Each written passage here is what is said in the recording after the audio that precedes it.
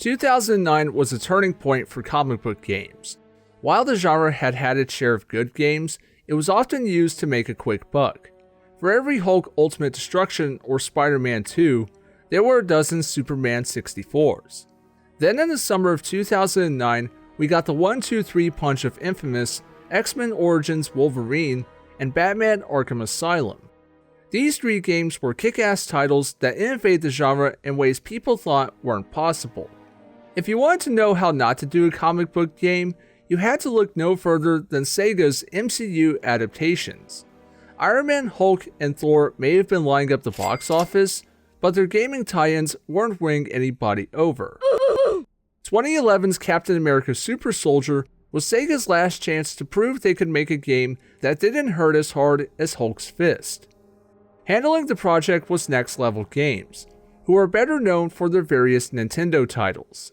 The game wasn't Next Level's first superhero adventure, but it was the first MCU tie-in to garner decent reviews and sales. Unfortunately, it wasn't enough to warrant more MCU game adaptations from Sega. Captain America Super Soldier has become a cult classic.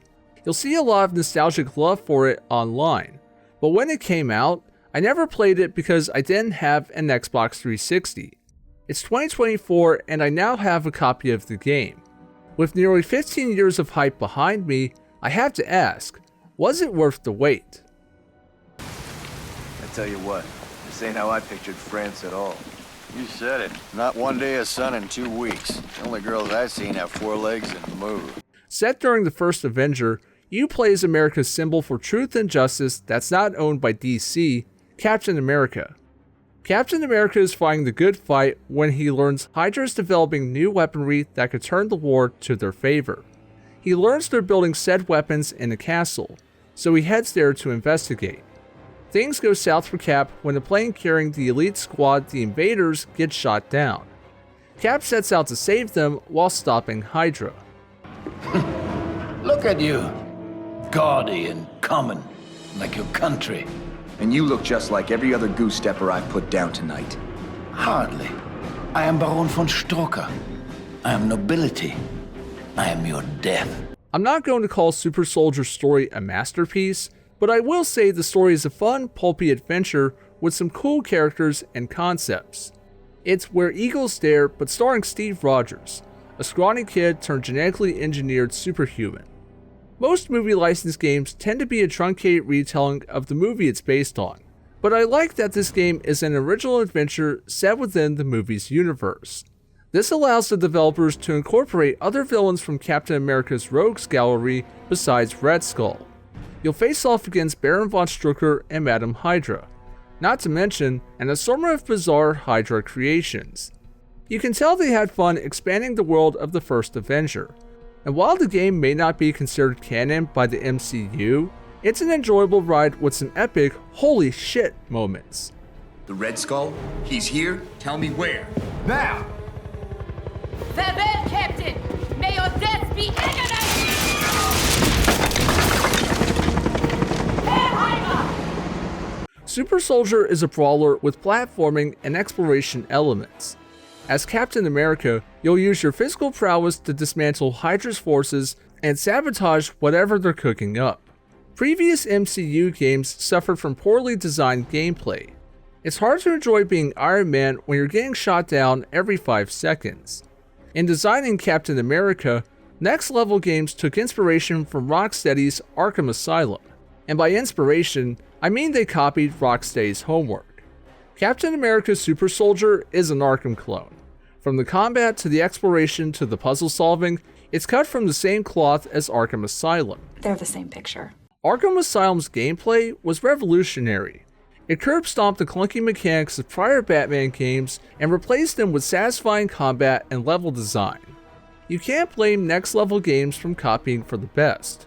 And while it isn't as rock solid as Arkham, it's still good gameplay that injects enough of its own ideas so it isn't a total copycat. Where there's a radio, there's an antenna. Bingo. Captain America controls similarly to Batman. There's a button for attacking, one for countering, and one for throwing Cap's shield. Like Arkham, an indicator flashes before an enemy attack. letting you counter them before you get a fist to the face. What this game has that Arkham doesn't is a block button.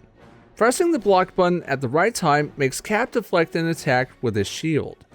It takes a bit to get the timing down, but when you do, it feels satisfying to return bullets to their sender or vice versa.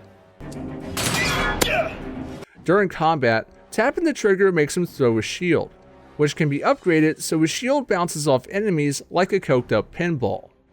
Someone get him!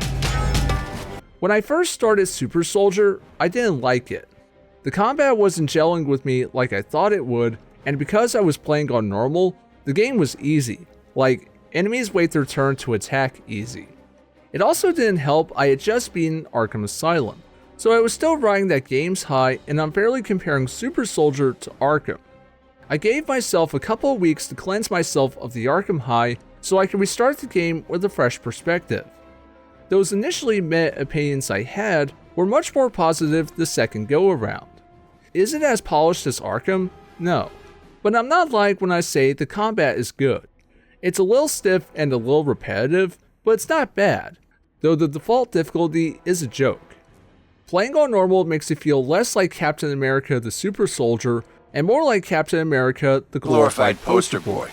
Not only do enemies take their time, but the generous health regeneration mitigates any danger these guys might pose. Why worry about getting KO'd when there's health regen to instantly mend your damage? He's a myth, a propaganda tool. Don't be so naive, Eric. Playing on hard disables health regen and makes enemies tougher, which in turn makes you play smarter. Using a healthy mixture of blocks and counters is essential, as is knowing when to use your focus attacks to get a health boost. Focus attacks are this game's special moves. By caving in Hydra skulls and pulling off stylish acrobatics, you build up focus. Stronger focus attacks require extra energy, but it's worth it when you get to weaponize ranged enemies or become an unstoppable badass for a few seconds. Falco Punch! A super soldier like Captain America needs a good challenge, and the game's enemy roster offers plenty. There are wimpy scientists, soldiers, soldiers with stun rods, soldiers with guns, armored soldiers, screaming soldiers, and mad scientist robots. Your basic scientists and soldiers aren't a problem, but the special variants require you to time your blocks and counters to open windows of opportunity. The game starts you off against basic enemies and gradually increases the challenge with more goons and tougher types joining the fray. Where is Fallsworth? He'd say he's in hell. Let me send you to him. The boss fights are well done. They require more than mindless button mashing to defeat them. For example, Madam Hydra assaults Cap with a barrage of bullets, while Arkham Zola uses his robot army to do the dirty work. Timing is key to winning these fights, that and using your focus strikes. I've got to work my way up to place the rest of these explosives fast. The invaders will be here any minute. When Captain America isn't dismantling tyranny in the name of freedom, he's channeling his inner Nathan Drake through various platforming sequences. The platforming is unique in that it's all about timing. Tapping the A button at the right time makes Cap leap and vault with ease and gives you a little focus boost as a reward. Who says we can't do both? There's two of us, right? You find Fallsworth. I'll get the cannon. Alone? Oh, I won't be alone. I'll have my little friend to keep me company.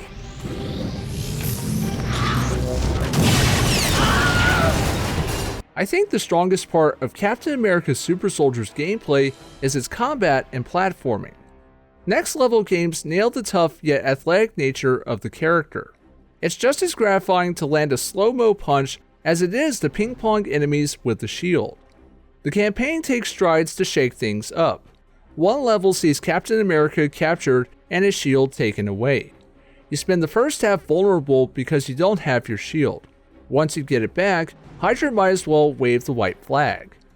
As I said before, brawling is a little stiff compared to Arkham, but I wouldn't call it a deal breaker because the fighting is solid, even if the gameplay design is a little undercooked. I trust Iron Cross is treating you gently? I'm afraid he was a bit over-eager earlier. Captain America's Super Soldier's level design mixes linearity with non-linearity. Arkham Asylum had a similar setup, and it worked well because they had incentives for the player to explore, whether it was a new gadget to reach an inaccessible area or vice versa. Super Soldier tries the same, but it's not as fleshed out. Aside from collectibles, there's little reason to stray from the main path. Sure, the diary entries and film reels are cool, but no one's clamoring to find all 50 ceramic eggs. Towards the end, they introduce a fast travel system, but it's an afterthought because they introduce it before the final boss instead of earlier on. I think they could have done more with the open world, but this being a movie license game, I guess time didn't permit it. You failed, Captain. It's alive. Alive! Another area where the game stumbles is puzzle solving. The game has decoder sequences where Cap lines up matching letters or numbers to unlock a door. It's essentially an old-fashioned version of the cryptographic sequencer. The problem is they're piss easy. There's little urgency in needing to line up the symbols due to the generous time limit. I don't think I failed any of them. I'm trying to help you, dummy. You hear that alarm? It's him. Trust me, you'd rather take your chances with this kid. Captain America's presentation is 50% good and 50% bad. Aesthetically, it does a solid job replicating the look of the first Avenger. It's World War II with a Marvel touch, and some of the locations and enemies wouldn't look out of place in Wolfenstein. The animations are nice, and fun fact, Chris Evans took inspiration from his video game counterpart for the fight scenes in The Winter Soldier, which is awesome. Chris Evans himself voices Captain America, along with several of the film actors reprising their roles. All of them do a good job, as does the rest of the cast. With that said, this shield has some noticeable dents in it. While the game looks good, the character models are iffy. Captain America looks fine, but the rest of the characters have stiff animations and poor lip sync. Red Skull himself looks like a sun-dried tomato. The frame rate gets a little choppy, though it's more stable on 360 than it is on PS3, where there are regular dips. I should note this game never got a PC release, which I imagine would have nixed the frame rate problems of the console versions. Thank God for emulators. Well done, Rogers. Well done. Never doubted for a second. Captain America's Super Soldier doesn't quite live up to its super namesake, but when you consider the track record of the previous MCU games, it's a super improvement. When you've heard others sing its praises for years, part of you wonders if the game is that good, or if it's just a bluff. At first I started to think it was the latter, but after giving it a second chance, it turned out to be a good time. Yes, it's a blatant Arkham clone, but at least it's a decent one. It's not as polished as its source of inspiration, or as its source of imitation, but clobbering Hydra is a lot of fun. Movie license games run the gamut from forgettable to great. Captain America's Super Soldier comes close to great, but falls short. Still, I wouldn't lie if I said I recommend you check it out. Captain America's Super Soldier gets a 7 out of 10.